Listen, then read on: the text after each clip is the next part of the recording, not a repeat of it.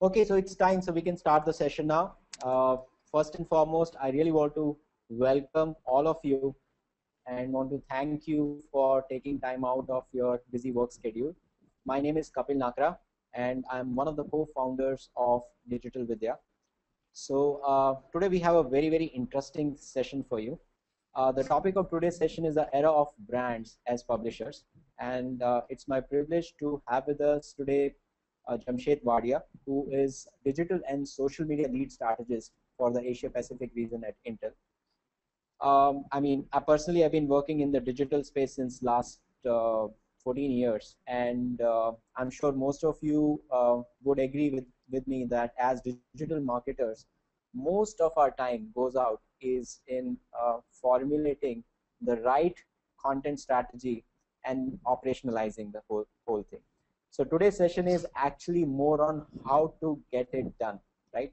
And Jamshed has an hands-on experience working for Intel social content strategy, and that's what we are going to uh, be hearing about and learning from him. So before I hand it over to Jamshed, uh, this session would go on for an hour. We'll have a presentation for about 40 minutes. In case you have any question, I would request you can just type it down in the question section in the control panel. Continue the session now. Hey, thanks, Kapil. And thank you very much for actually inviting me for this webinar.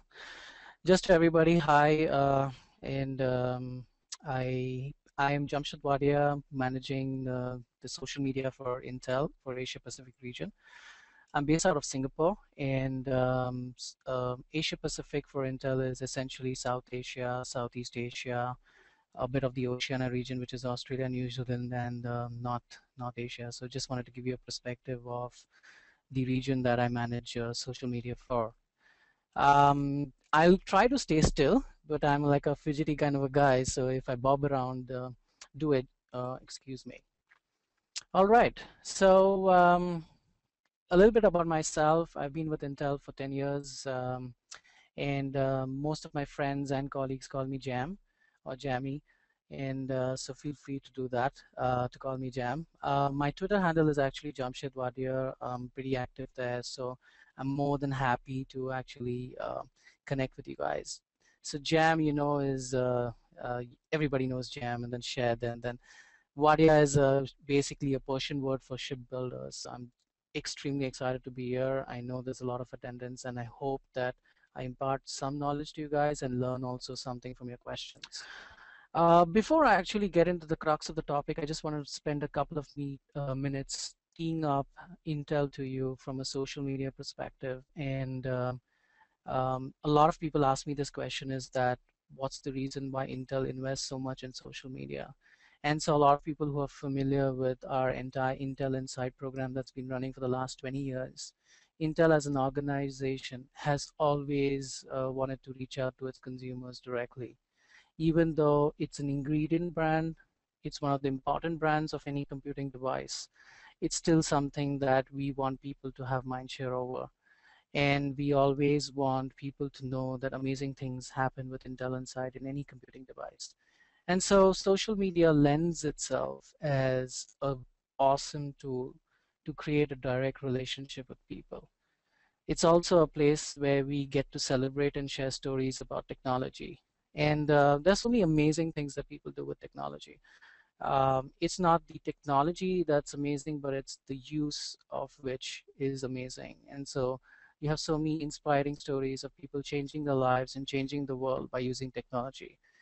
And we just feel that social is just this amazing medium where we can share these stories, and people can share these stories with us and our friends. The other thing is a no-brainer. I'm sure you've heard this a million times from different speakers as well, is that social media is now turning on to be one of the most efficient marketing mediums in terms of reach. And there are lots of research studies, and I'm not going to bore you with that data points here, but it's definitely something that we recognize at Intel. Our top management recognizes Intel. And we also have a lot of research that we've done internally that figures out that actually fans and advocates are more likely to buy and recommend your products. And we see the leap in terms of percentage very high when they interact with a brand like Intel on social media. The last being is that this is where people are spending their time. We all know that. Definitely, it's a great place to hang out with our friends. And so, finally, on this is that we recognize that there is just one holy grail in terms of social. And we all know that the purchase funnel is no longer linear. Uh, our consumers, especially the millennials, can actually interact with the brand at any point in time and at any stage in the consideration set, preference set, or purchase intent state.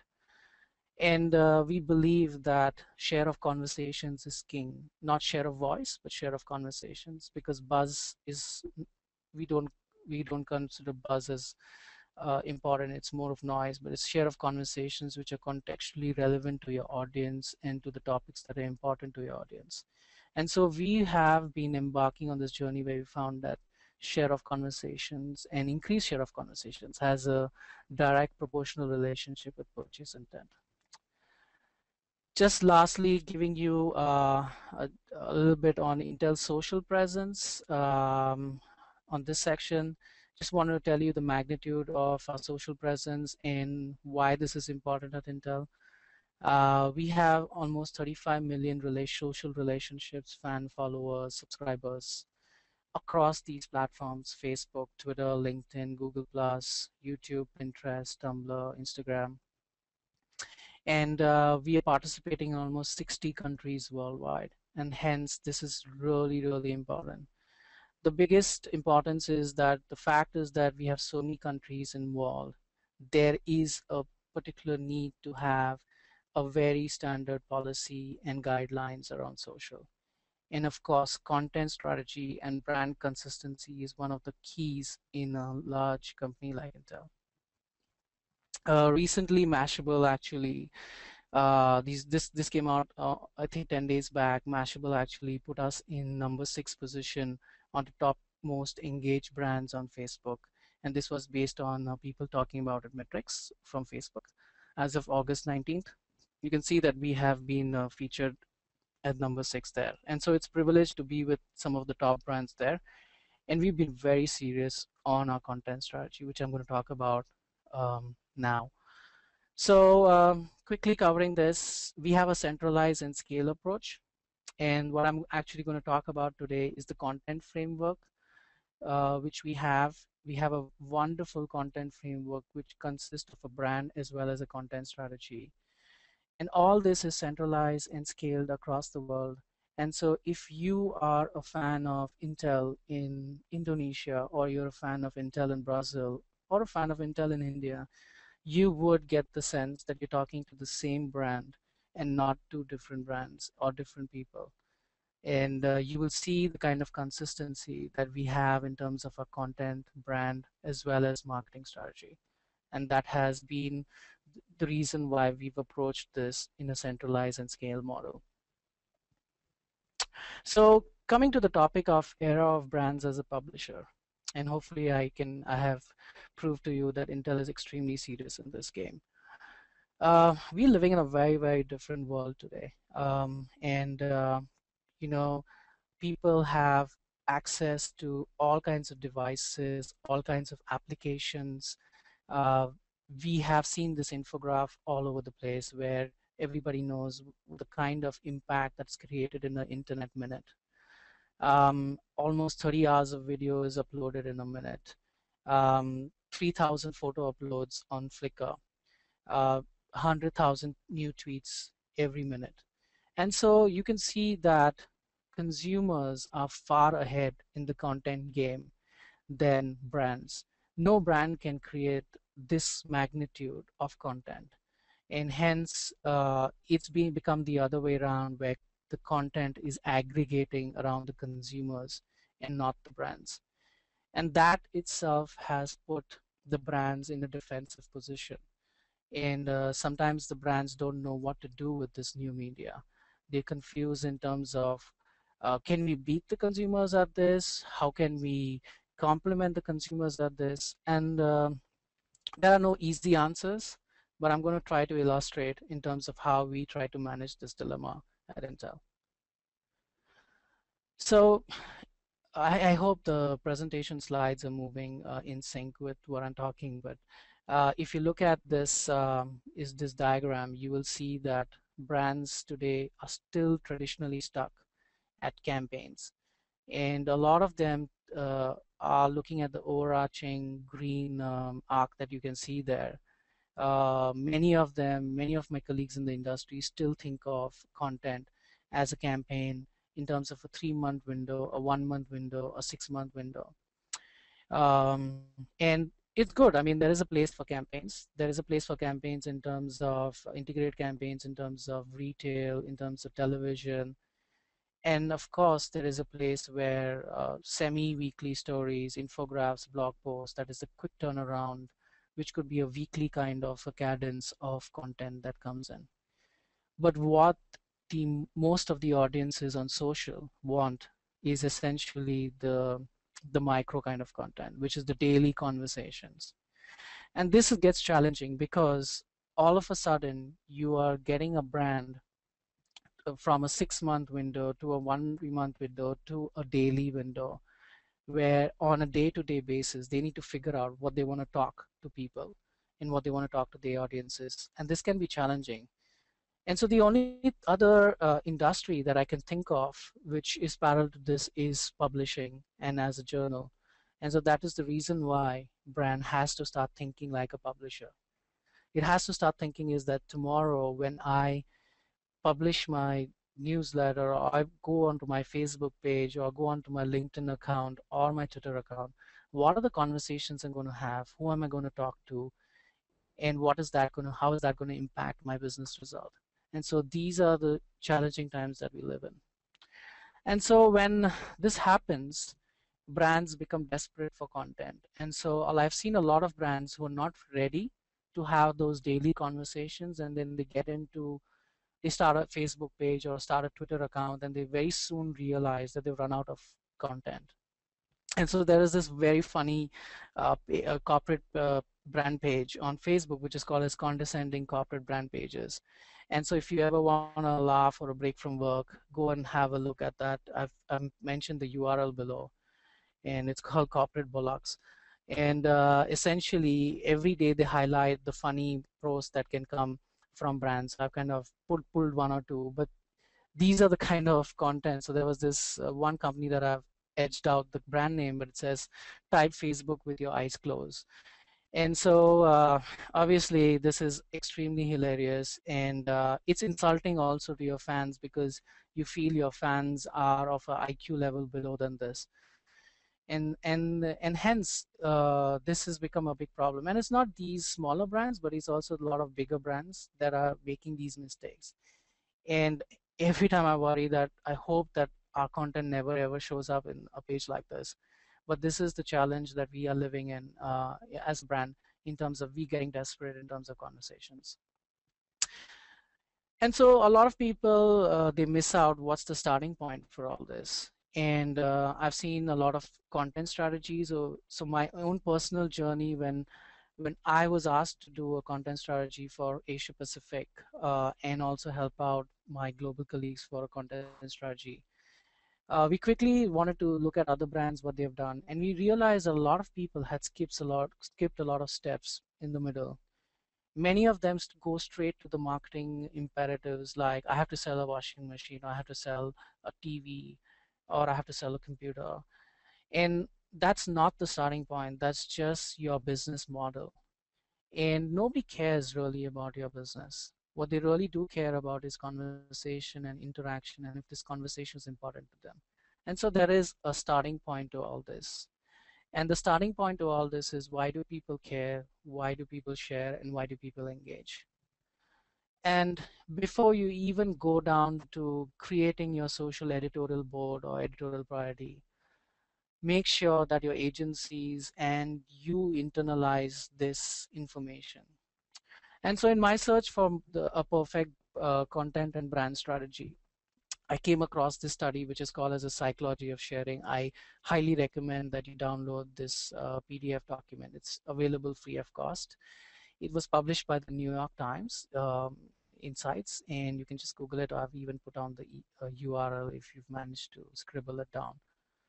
But what this deals with is that it understands the pure motivation that forces someone to share someone's content. And that is really important, because unless you know why people really share information on the internet, how are you going to design content around it? And so if you look, what I have done is I've taken the liberty to actually summarize a 20 to 25 page document into what I feel is overarching two reasons why people really share and the motivations of sharing. And so if you look at the first one, it is purely about self-expression. We all love to express ourselves. Let's not kid ourselves. We love to talk about ourselves. We love to represent ourselves in front of people. Most of the times when you are on Facebook as a person, or you are on Facebook or on Twitter or any other social network, you're trying to best figure out how do you position yourself, how do you build yourself, and you want to make sure that people know what you stand for in life. What are your passion points? If it is music, do you like Metallica as a group? I mean, we love to share that kind of information. It's also kind of a self-fulfillment. We want to tell people about our successes, and we kind of manage our personality online. And so it's all about self-expression. The second reason why we actually share content is that we like to believe that we live in a world where we're adding value to people. We want to delight people with information. We want to make them laugh. We feel a sense of satisfaction when we put a smile on someone's face.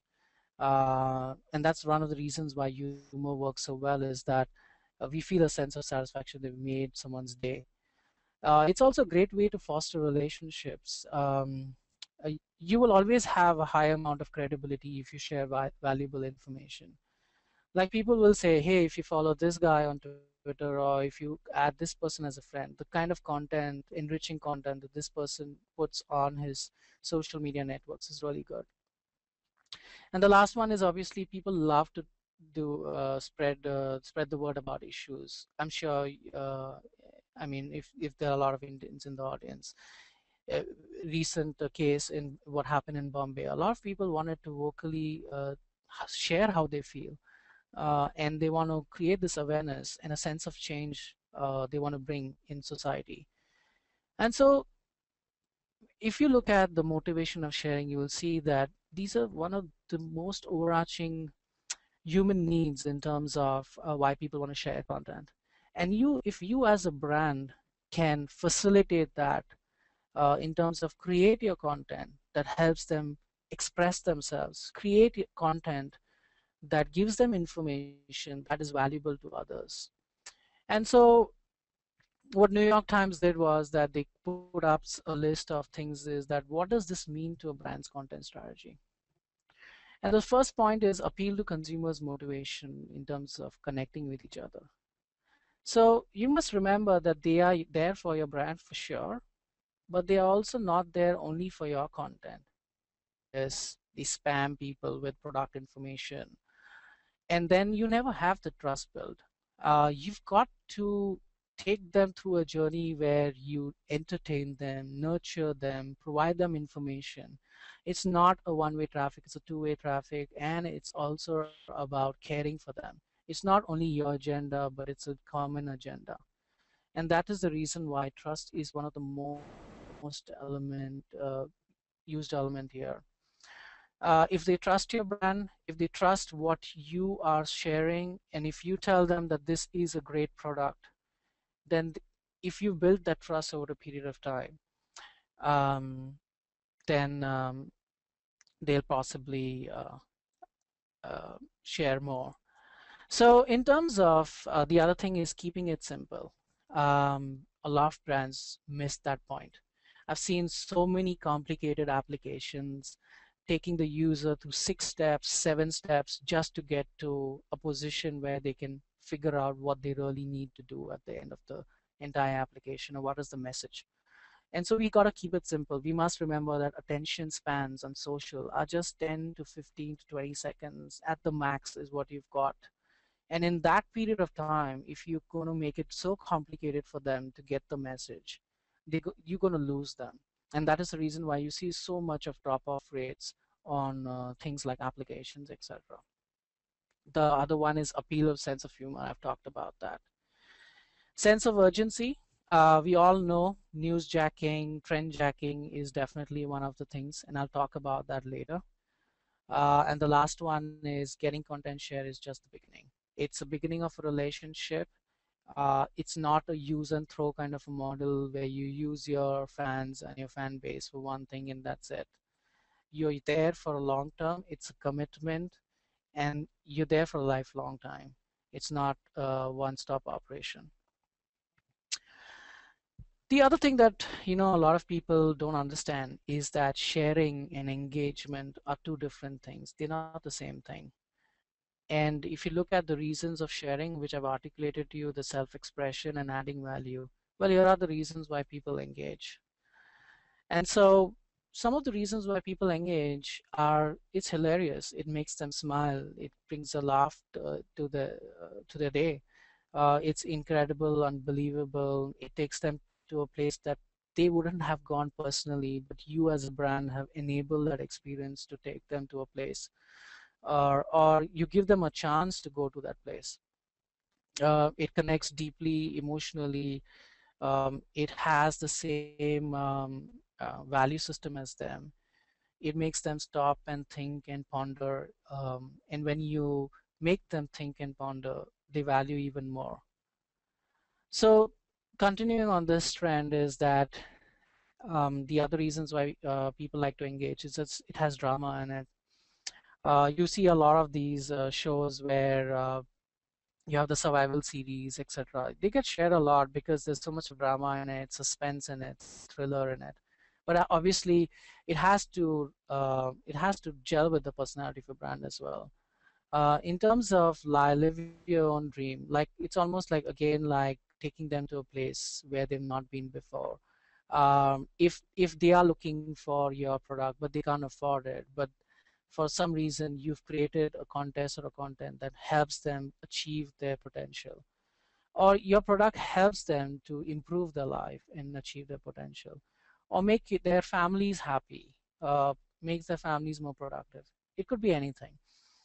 And then lastly, it agrees with their world point of view. A lot of people like brands and engage with brands based on the personality of the brand. So they feel that I'm of certain personality, and this brand, I relate to it. So a lot of people who are very energetic, live on the edge, may like Red Bull.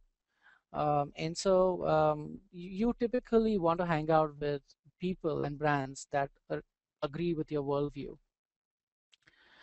And so one of the things that I do, and a lot of people at Intel do, is also they rate their campaigns. And so if there is a campaign idea, and if they're going through the content script, they kind of try to rate their content based on these parameters in terms of sharing and in terms of engagement.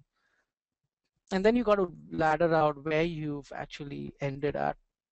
So you scale yourself and you figure out, okay, this campaign, this kind of script seems like it's going to help express my consumers, help my consumers express themselves, or it's going to entertain my consumers in terms of making them smile and laugh, etc. Or it has a very high element of drama. And so you figure out, is this a high engagement campaign or is this a high sharing campaign? And if it's a high engagement campaign, it's great to use on owned. And if you really want that to reach out to more audiences, you got to put a lot of paid media behind it. And so you make those decisions, but you have to benchmark your campaign against these parameters. And the best part is that I've even not even started with brand personality and your marketing editorial priorities. But before you even go there, you've got to figure out, why do people care about your content? Why would they share and why would they engage? So now what we're done with that is that, so how does a brand become a good storyteller? Um, and so I kind of mapped out my own process based on a lot of things I've seen is that everything starts with a brand. If you don't know who you are, you can never represent yourself. If you're not clear about what your brand stands for, that's a big, big problem. Because if you can't articulate to your agencies and to your internal staff that creates content what your brand stands for, then what you're creating is just marketing material that supports sales and business. And that's the reason why we'll not connect. Um, we've all seen content that does not have soul in it, that does not have a human element in it. And most of the times it's because they've not really figured out what their brand is. And so you have to start with brand as a lens, and then you got to figure out what's your content mission, why are you doing this, why are you creating this content, what do you want to achieve with this. And then if your brand was a person, how would your social persona and voice be? Who's our target audience? Who are we going to talk to? Are we talking to young people? Are we talking to older audience? Are we talking to married people? Are we talking to elders, retirees? And then you actually go into your business and editorial priorities. Is that what's important? What are the 5 products I need to sell in the market today? And then you talk about distribution. And so you can see that the crux of it is that a lot of people start with the business and editorial priorities right up front, and that's one of the reasons why they fail at social, is because they've not really figured out what their social tone of voice is, persona is, and brand is. And so I've kind of tried to put in an example, and I've tried to create a framework. This is not exact as what Intel does, but I'm just trying to create a template so that you can probably take and think about it for your own brand or your own business as well.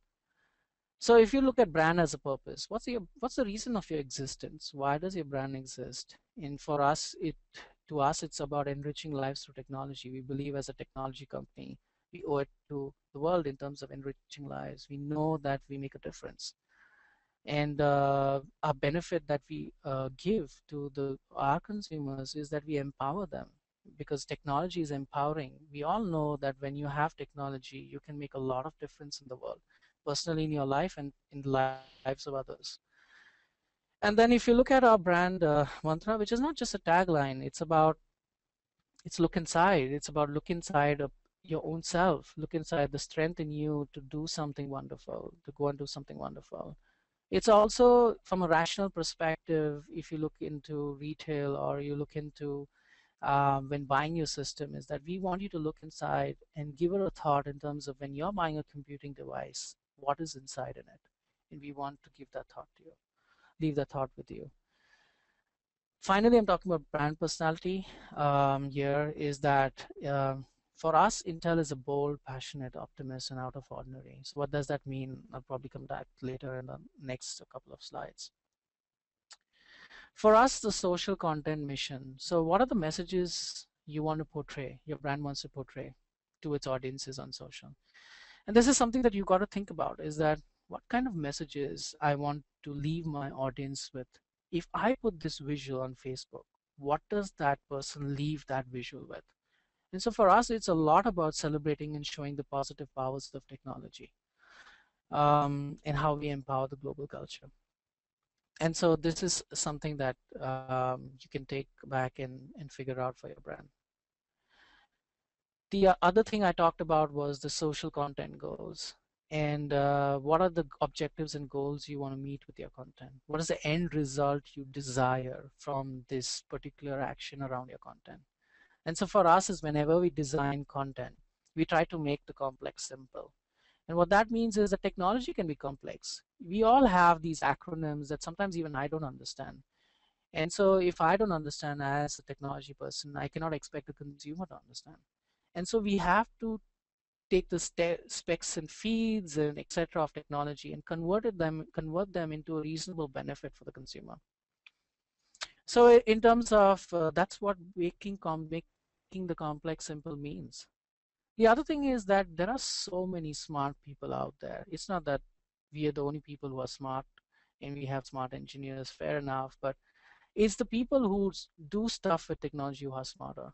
Uh, there's so many people who design things, design websites, create e-commerce engines, wonderful things with technology. And we want to celebrate those things, because we don't emphasize everything that what a person would do with a computing device, but sometimes people surprise us.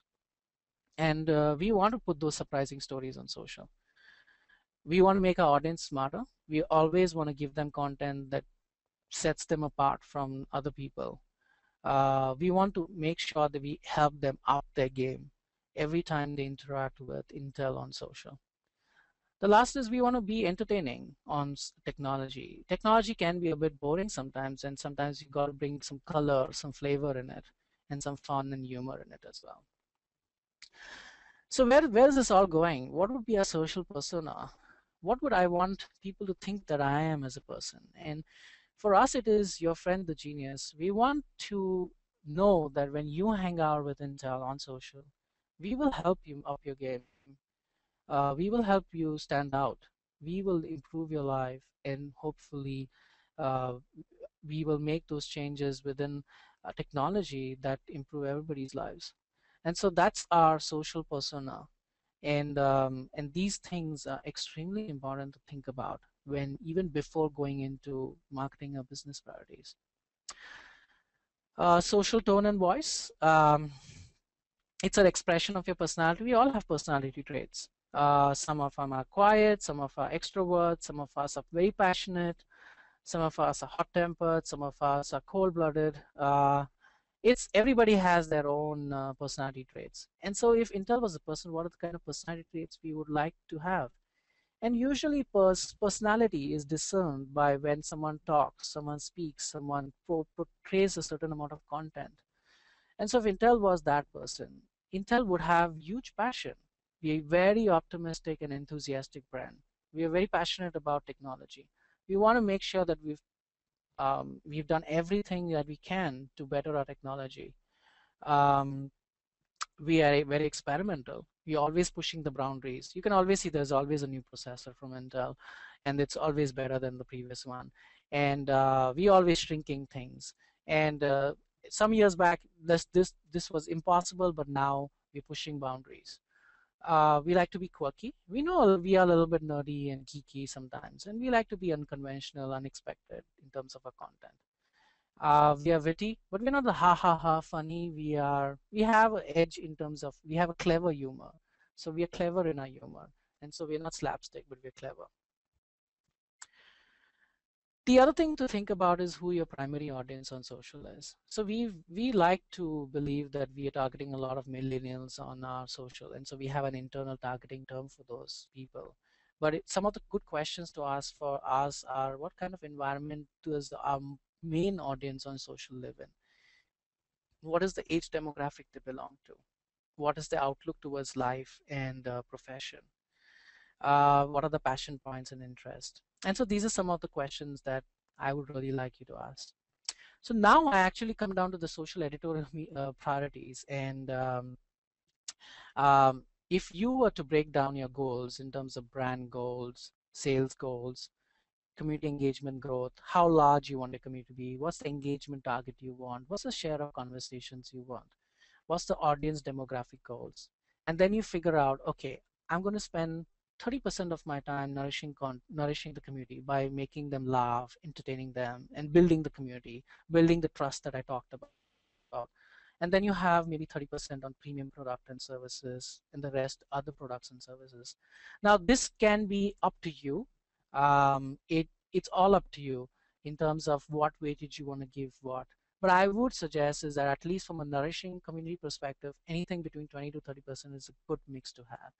Otherwise, it becomes too spamish. It all becomes about you. And even within the product category, you got to be funny and clever. And so let me take you through some examples. And so this would be a great example about building affinity in entertainment. Now, this could be related to technology, or this could be something that was funny at that point, something that was trending at that point in time. So this was done long back in September of 2012, where the Gangnam Style was very famous. And so we did something around that. In fact, this was one of the most engaged posts for us on Facebook. The other one was how computers were made. I don't need to elaborate more than that. But this is all building affinity and entertaining the community. We did something for April Fool's Day, the Geeky Pie Day, and I apologize if the lag is high, so there's a difference in what you're talking about and seeing. But then this is another example of being funny and talking about your server is maybe a server waiter, but our server is the server, the actual server. And then we do a lot of playing around with our Intel Bong. Intel Bong is real fun. Incidentally, the Intel Bong is the number 2 most addictive sound in the world. Yeah, you can Google it. So you'll wonder what's the first addictive sound. Actually, the first addictive sound in the world is a baby's giggle. So I mean, in terms of brand assets, our Intel Bong is one of the biggest asset that we have. Brand to brand love. I'm sure you've heard of Oreo doing that a lot, and so we did that with Oreo. We wished them happy birthday, 101st birthday, and they wished us back and saying, "Thanks, this cookie's favorite chip. You are this cookie's favorite chip." And they had this Oreo cookie with the basically the processor kind of die on it. And so there's so much of things that fun things that you can do, and then you can do brand to brand love within our own partner ecosystem. So in fact, it's a great space for us to own because we have so many ecosystem partners, like, and so I'm showing you one with Lenovo where we wished Lenovo happy Valentine's Day, and they wished us back. And then there was this one fan who actually said, "Hey, Intel, Lenovo, get a room, you guys." And so this was fun. And so this is where you can really have a lot of fun in terms of talking to other brands as well. Celebrating Intel's history, technology. We just celebrated the 10th anniversary of the Intel Cerato, where wireless was first introduced, and it became fairly popular after that. And then rocking the bunny suit since 1973, um, articulating a vision about the future, saying that we are now arriving in the mobile phone and we will be there as the future in the mobile phone. Then connected car, we're doing a lot of work with some of the car brands to for the navigation systems and the car computing systems within the car itself, providing utility and productivity tips. So if you ever want to figure out what your download speed is, you can go to this app and figure out what your download speed is. In terms of, we also do a lot of language customization. So it's not only that we speak in one language, but we localize. But you can see that the look and feel is the same. But obviously the copy here is in traditional Chinese here for Taiwan. We are very particular about caring about the community. So this was in Malaysia where there was this kid that went missing, and so we went and wanted to help out, and that was appreciated. When Philippines, there was a flood in Philippines, we put all the public service numbers there, and people found it helpful. We love to share milestones with fans. We just celebrated our 40th anniversary in Malaysia, so we wanted to celebrate that with the fans, and we invited some of our fans over as well. So we invite our fans for product launches, etc. We're very passionate about causes, especially women's causes last year with Girl Rising.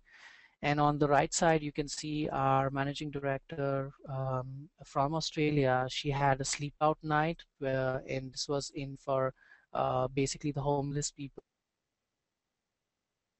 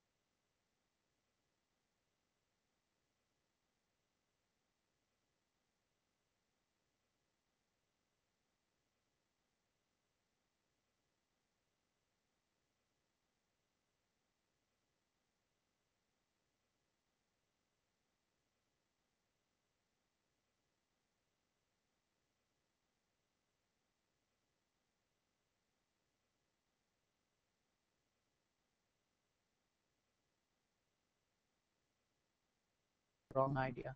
And I always keep this yardstick and tell people is that if you spend 50% of, if you have $100, you should spend 50% on production. The rest 50% should go in terms of content distribution. And content distribution is basically could be paid media, it could be seeding of your videos, it could be paid advertising or promoted tweets or sponsored stories, etc.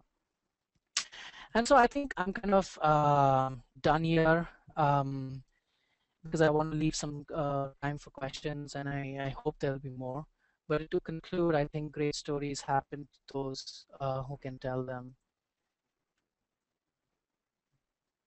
So I'm kind of Yeah. done here. Thanks, Jamshed, for a wonderful session. Personally, I've learned a lot. It recreated a lot of distinctions of social media for me. I'm sure that's true for most of the people who are attending this webinar. Excellent. I'm Before glad. I open up the floor for questions, I have one question from you. Um, and it is like definitely, as you said, is one of the most engaging community and rated among the top few engaging communities as well. And you mentioned that the overall the content requirement in terms of the frequency has increased. So and in terms of the number of elements that needed to be taken care of to ensure that the content is what people care for, share, and really engage on. That is like there's a lot that needs to be taken care of. And then there is whole aspects of brand personality, tonality, and voice. So to get the ROI of the investment that you really make in content. I mean, I see the kind of examples that you've shown at Intel. You're producing some really high quality content. I'm sure that would take good amount of resources, and good number of skills are also involved in creation of the same. So so the couple of aspects is that what is the sort of skill set that is really needed, and what is like one is this IQ platform that you mentioned, but you have any other tips on how to really get a good ROI on the volume of content, the investment you put in creating that volume of content for social media? Sure. And so that's a great question. We do almost around, last I counted was across Asia Pacific in 6 months, we did around 3,500 stories. And yeah, you're right, the resources required are quite high. But I think you can optimize it and you can programmatize it to a point where it doesn't cost you a lot, because you work with one or two agencies that completely get your brand. And so over a period of time, this would kind of even out to a much lower cost guidance. But let me tell you, is that I would say mostly around 40 to 50% of your content will be just to create that trust and just to create that bond with your community. Is the rest 60% of your content that will do the work for you in terms of your brand, in terms of your product. But if you do the first 40% or 50% wrong, then that trust is not built up. That affinity to your brand is not built up. And so you got to get that right. And I think a lot of companies struggle because they don't want to invest first. They want to just go directly into the meaty stuff, and consumers don't work that way. And so you should be willing to at least talk about 40 to 50% talk about things that may not completely impact your business, and that's a tough call to take. But at the end of the day, when we look at our reach numbers on our product and brand post, you'll be surprised. Some of the best performing post on Intel pages is product post sometimes, and that's amazing for us. Is because I used to think that the content that should be the most engaging is that Gangnam Style guy kind of content all the time.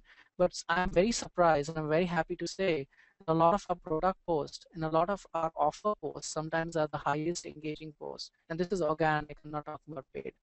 And so that's when you know that your effort and all your effort that you put in creating the affinity and trust has worked your way, is when your community starts appreciating your actual business.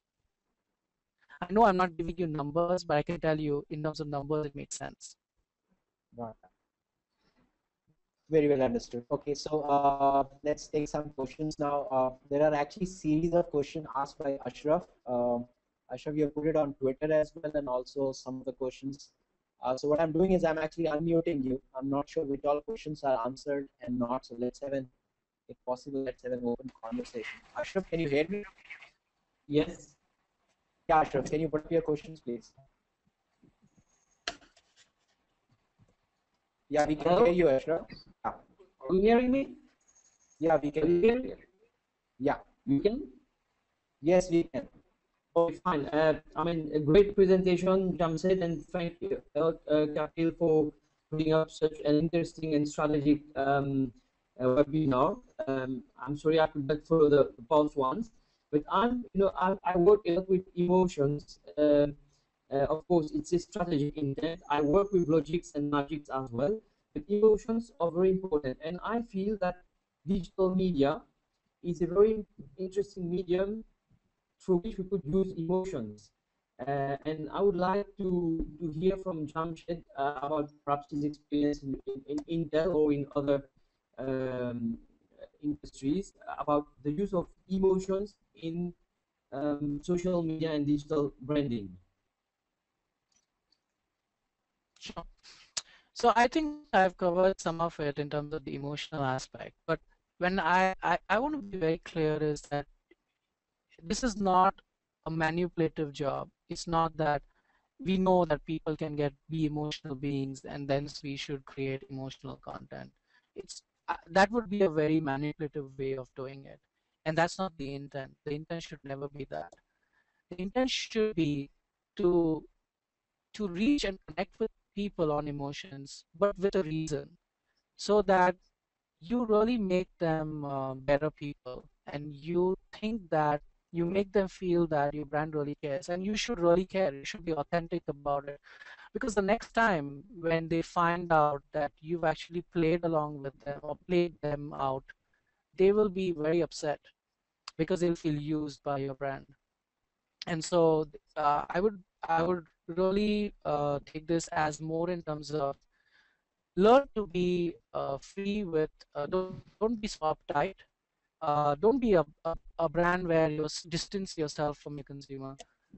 Be open and transparent to engage with them, and be ready to make some mistakes as well as a brand, because people make mistakes and so can brand make mistakes, and that's what human beings are all about, and that's where the emotion comes.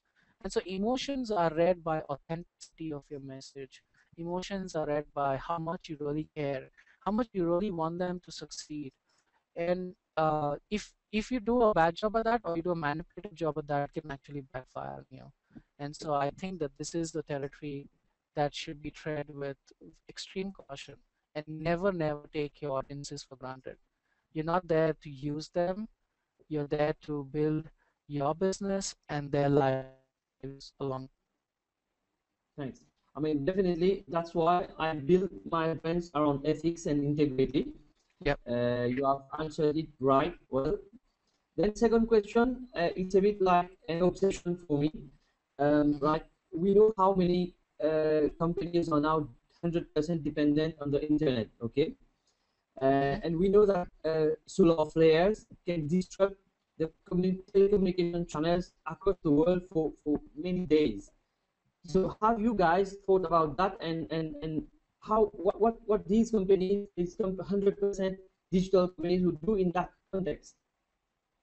I mean, we love 100% digital companies. I mean, most startups use that technology, so we want to sell or we want to promote. Um, I think there is a place for every kind of organization. There's a place for brick and mortar companies, and there's a place for digital companies as well.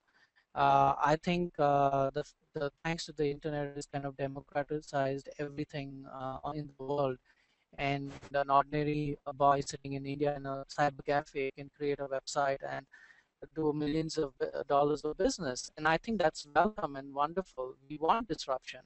As long as the business model is ethical, as long as the service given is rendered is what the customers want. And so we welcome that. And I think there's a place for all kinds of businesses. And so I don't see any kind of dilemma there. Okay, thanks a lot. You're welcome. Thanks, Ashraf. Thanks. So, guys, I'm taking up more questions. There are 5 more minutes to go. So, simultaneously, I'm also launching a poll in front of you. You know that we are in the business of doing digital marketing training. So in case you are interested in our trainings, you can just mention yes over here. So simultaneously, I take up questions. Gayatri, you asked a question, which is the best way to increase virality. I hope you have already got the answer to that. Virality, as per Jamshed, is mostly seeded, and you really need to worry about what people really care, engage, and share around. Is there anything that you want to add to that, Jamshed? The question is that which is the best way to increase virality? Is it tagging or sharing, or Yeah, so, really so I something mean, else? yeah, so I mean, obviously, like I said, stay true to the psychology of sharing and engagement. Let me actually add to that. It's not only seeded content goes viral, but I mean there are instances where some great content is going viral, but the chances of you creating that exceptionally awesome content is not every time, and sometimes you'll create great content but it may not be so crazy that everybody wants to share it. And the thing is that you must remember is that so much of video and so much of so many visuals are created on a day-to-day basis. At the end of the day, for your content to surface, it has to be searched and found in the right place. And sometimes searched and found in the right place can be achieved by earned and paid media. And so you must have an appetite for investment in paid and earned media. Got that.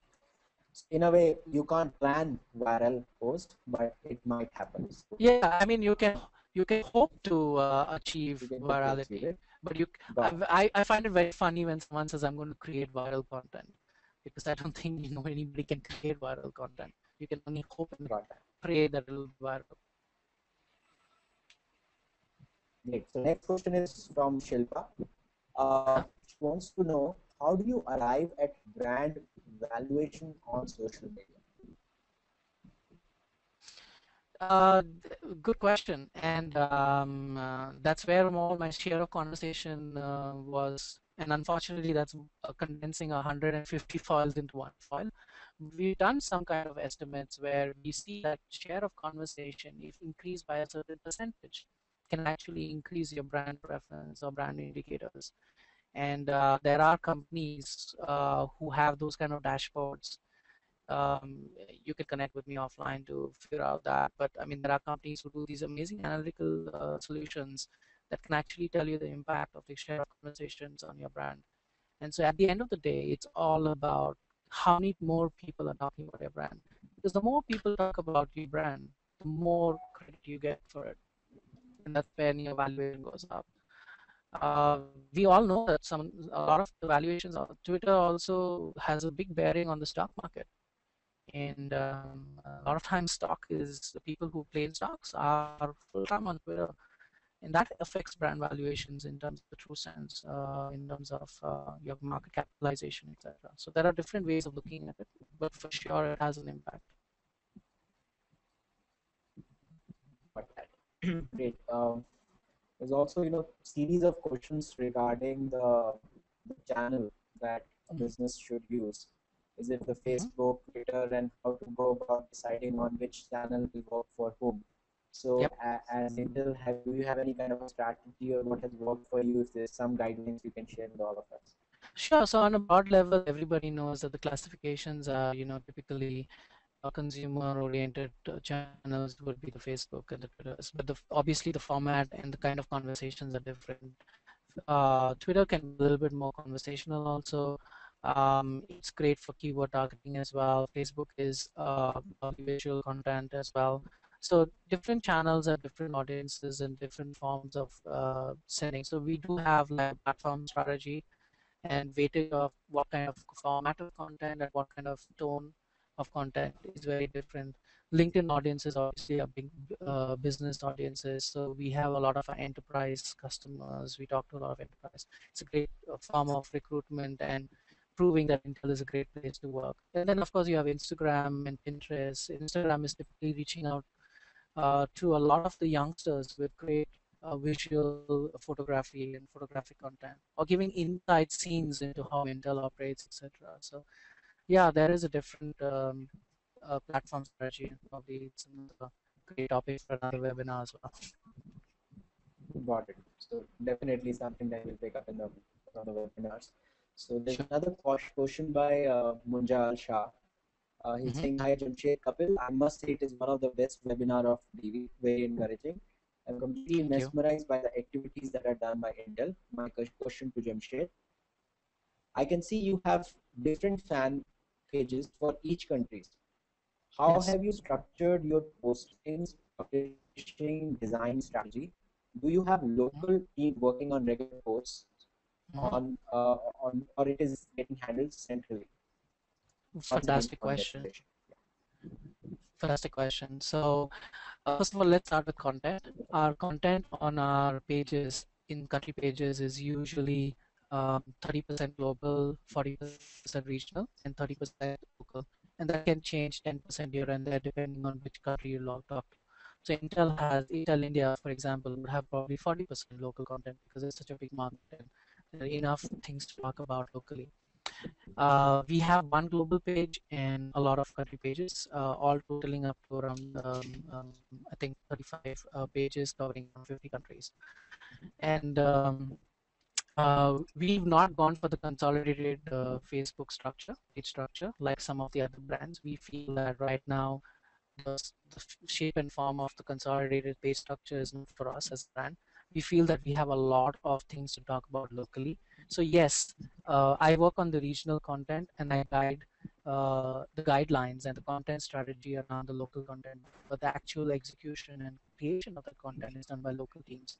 So it's a good hybrid model of centralized and country teams. So it's a hub and spoke model. I hope that answers your question.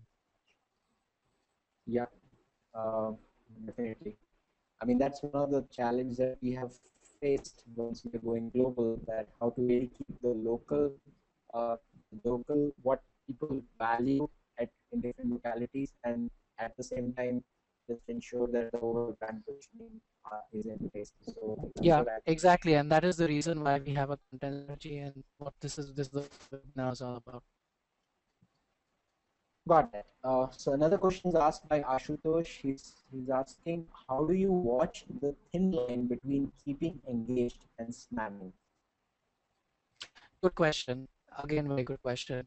It's a different answer for different countries. Again, in Australia, I wouldn't even try to post more than one time a day.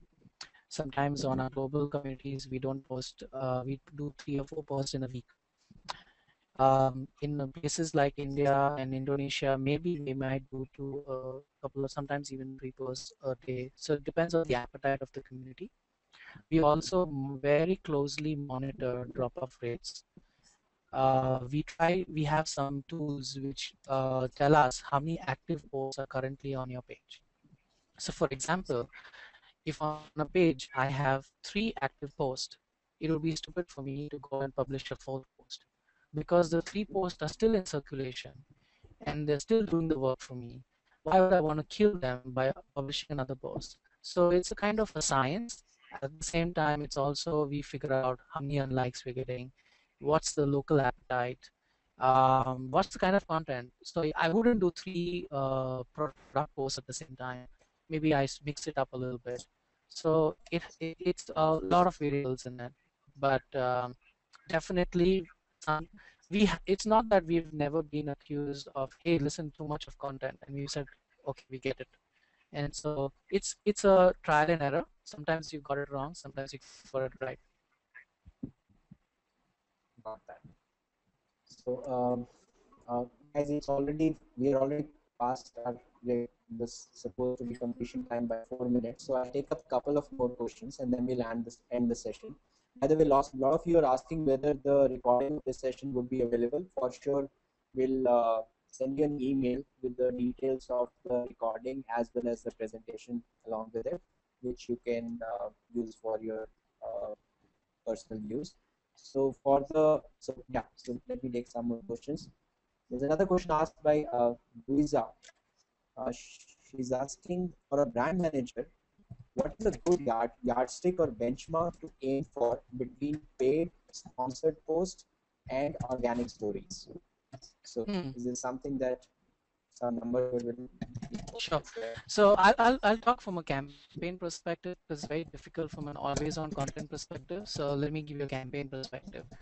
So if you do a campaign well, and if you use, I would say, do your investments right in terms of each like paid, owned, and earned, I would say that 15 to 20% of your performance KPIs can be achieved by owned media, maybe 20 to 30% by earned media, and the rest by paid media. So you're kind of almost going one third, one third, one third. But I would say that obviously if you put more money in paid, it'll be a more bigger contribution. But I'm saying is that you can achieve a one third split, which is I think the ideal optimal split, because you don't want to spend so much money also on paid. And I would say that's how typically distribution of your KPIs and performance of content usually span across these three.